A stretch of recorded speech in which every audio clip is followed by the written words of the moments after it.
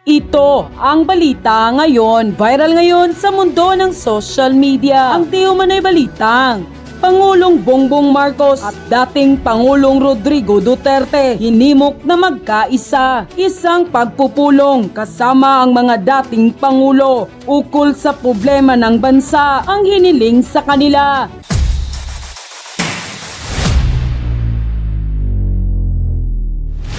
At ito na nga mga kababayan, apat na malalakas na naging Pangulo ng bansa magpupulong para wakasan ang tensyong namamagitan sa Duterte at Marcos. Ito ang naging panawagan dating Senator Gringo Honasan, kina Pangulong Ferdinand Marcos Jr. at dating Pangulong Rodrigo Duterte na magkasundo at maging mahinahon para sa kapakanan ng ating sambayanang Pilipino. Sa isang video message, umapila ang dating senador na si Gringo Honasan sa dalawang Pangulo at nakiusap na magkaroon ng isang executive meeting kasama sina dating Pangulong Gloria Macapagal-Arroyo at ex-President Joseph Estrada na dito aniya pag-uusapan ng apat na magagaling na Pangulo kung ano ang kanilang plano at kung papaano susolusyonan ang maraming problema ng bansa. Para sa taong bayan, kailangang magkaisa dahil mas maganda ang nagkakaisa kaysa nagkawatak-watak dahil ito ang sisira sa ating bansa. Sinabi rin ng dating senador kay Pangulong Bongbong Marcos at dating Pangulong Duterte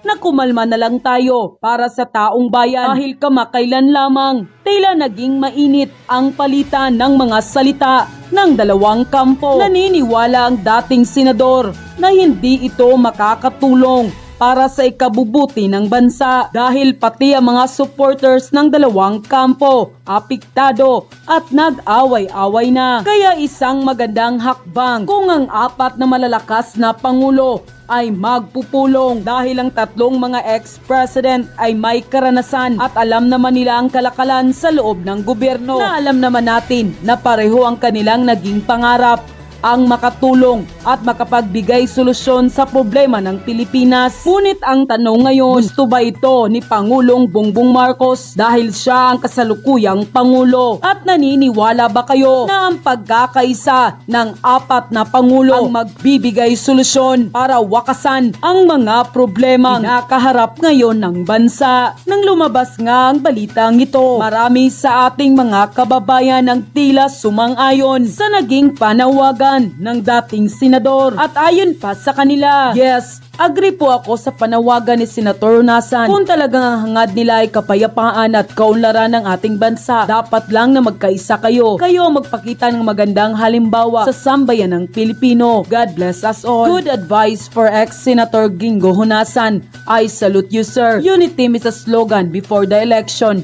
Peace ang kailangan. Papaano aasenso ang Pilipinas kung kayo-kayo ay nagbabangayan? Sayang ang mga talino ninyo. Pag-usapan na lang ninyo at magtagpo sa isang tuldo sa ikabubuti ng Pilipinas. Hindi talaga yan ang solusyon. Mag-away-away, tinatawanan tayo ng mga ibang bansa at kaming mga OFW na umaasang mapabuti ang ekonomiya ng Pinas. Hindi magandang halimbawa na puro kayo dakdak lamang. Action speaks louder than voice. Peace and unity, yan ang kailangan for the Filipino people. God bless Philippines. Ang kailangan ngayon ng mga Pilipino na magkaisa, hindi magkawatak-watak. Dapat si PBBM makinig sa taong bayan, hindi lang sa mga taong nandyan sa paligid niya at advisor. Hindi pwedeng weak ang leader, hindi pwedeng iba ang pinapahawak niya sa posisyon niya. Hindi nakikiaway ang mga Duterte, nagmamalasakit dahil wala nang matakbuhan ng mga Pilipino na sobra nang nahihirapan sa governance ni PBBM.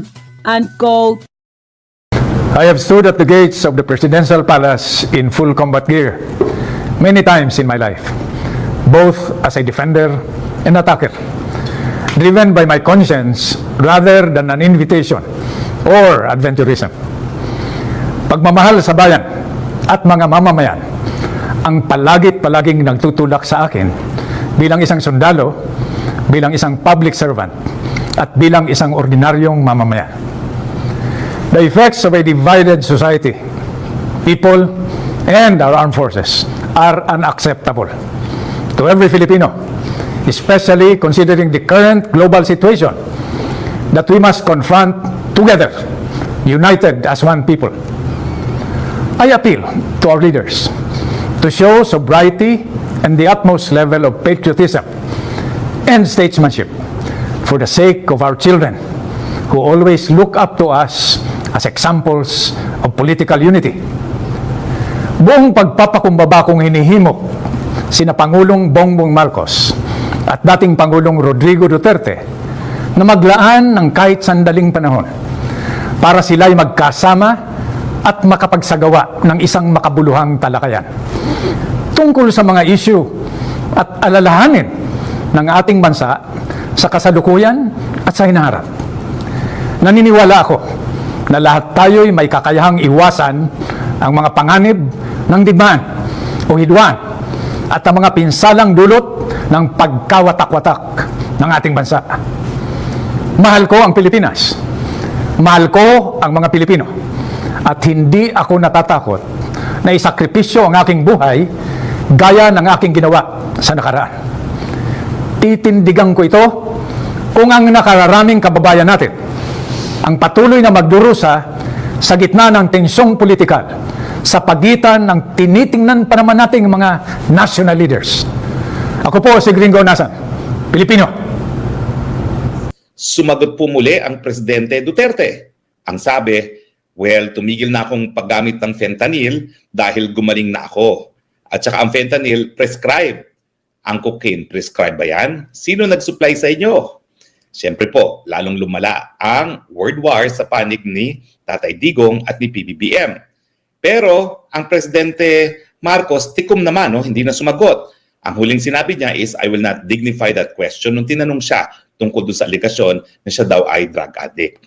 So, mas matindi pa yung mga sinasabi ni Presidente Duterte sa kanyang press conference sa Davao, no? Na di umano ang pirma, yung charter change kung saan binibili nila mga lagda, ay para daw talaga mapahaba ang termino ng Presidente Marcos. At talagang idinawit ni Presidente Digong si Lisa Araneta Marcos at si Speaker Romualdez dito sa sabuatang ito. So ang tanong, talaga bang banatan na? Talaga bang matirang matibay? Well, fortunately, mga kaibigan, no? Dalawang Duterte pinag-uusapan natin.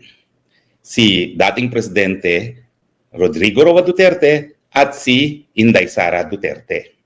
Now, sa mulat-mula, alam naman natin na talagang hindi naman inendurso ni Presidente Duterte si PBBM. Nagsalita pa nga siya ng isang kandidato para sa presidente na di umano nga ay drug addict pero hindi niya pinangalanan. Ngayon lang siya nagpangalan. Ngayon, malinaw na ang tinutukoy niya ay si PBBM. Pero si Inday Sara, sumapi naman siya sa Uniteam. Ang tingin ng marami, sumapi siya sa Uniteam bagamat tutulong ama niya kasi nga nais niyang patunayan na may sarili siyang tindig bilang isang tao at bilang isang politiko. Tsaka syempre, nandyan na yung ayaw niya na tumakbo ng presidente at ayaw niyang kunin na vice-presidente yung gusto ni Presidente Duterte, si Bongo. So parang talagang ini-establish niya na meron siyang sariling paninindigan at hindi po pwedeng madiktahan. Okay, so malinaw po yan.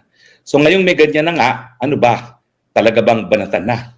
Well, sa tingin ko po, alam ni PBBM na may ibang personalidad si Sara Duterte sa kanyang ama. Sa mulat-mula naman po, malinaw sa kanya yan. Kasi hindi siya inendurso ni Presidente Duterte nung siya tumatakbo. Pero kapartner niya si Inday Sara Duterte. So sa ngayon po, naniniwala ako na habang hindi talaga nagsasalita si Inday Sara laban kay PBBM at sa akin po ang direct order ni Inday Sara, huwag atakihin si PBBM kahit tignan nyo naman as much as possible. At saka hindi talaga ako matake PBBM, no? Hindi natin inaatake. At ang sabi naman ng napakalapit kay PBBM, ang order naman daw ni PBBM, protect Sara, protect Sara. Na nakita naman natin nung nagtangka ng impeachment itong si Speaker Romualdez laban kay BP Sara. So sa tingin ko, buo pa rin yung Uniteam. Dahil yung mga principal, si PBBM at Inday Sara, nagre-respeto pa rin sa isa't isa. Pero nag-aantay sila kung sinong mauuna na umatake sa isa para mabiyak na yan. Kumbaga, ang tingin ko, hindi pa nga biyak ang Uniteam, papunta na ron, hindi lang natin alam kung sinong magbibiyak niyan. Kinakailang bang tuluyang mabiyak? O sa tingin ko, hindi naman. Pero sa parte kasi ng mga Duterte, parang meron silang mga hindi po pwedeng i-compromise. Unang-una, hindi dapat mapadala si dating Presidente Duterte at si Inday Sara sa Hague para ipakulong. Di ba naintindihan nyo naman yan? Alam niyo naman kung bakit. Kasi nga hindi na tayo miyembro ng ICC at bukas ang mga lokal na hukuman. So dito sila mag-file ng kaso. Dahil kung sa ICC tayo pupunta, parang nabaliwala yung soberenya at yung national jurisdiction ng mga Pilipinong hukuman. So sa tingin ko po yan, non-negotiable. Ang problema, si Speaker, sinusuway palagi ang kanyang presidente na para bagang siya talaga may control sa gobyerno, no? So ang importante, dapat siguro isulat yan ni Presidente sa isang presidential issuance.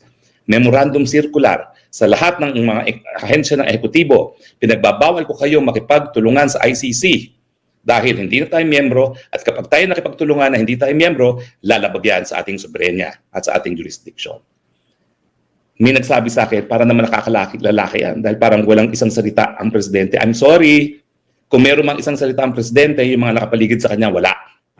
So kahit anong sabihin niya, kapag dumating ang warrant of arrest at nakipagtulungan ang Department of Justice o di naman kaya ang PNP at hinuli ang presidente at ang vice-presidente, isasakayan sa eroplano at dadalhin doon sa The Hague.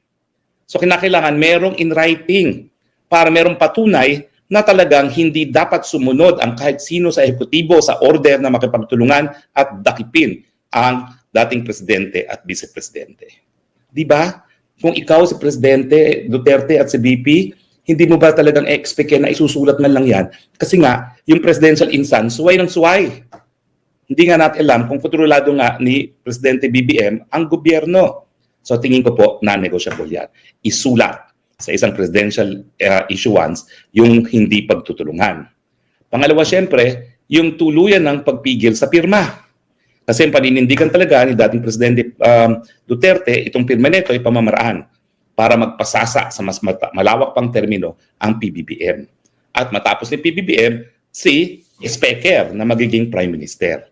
At ang pamamaraan nila ay para tanggalin nga ang boses ng Senado, no? So sa akin, yan yung non-negotiable, itigil ang pirma.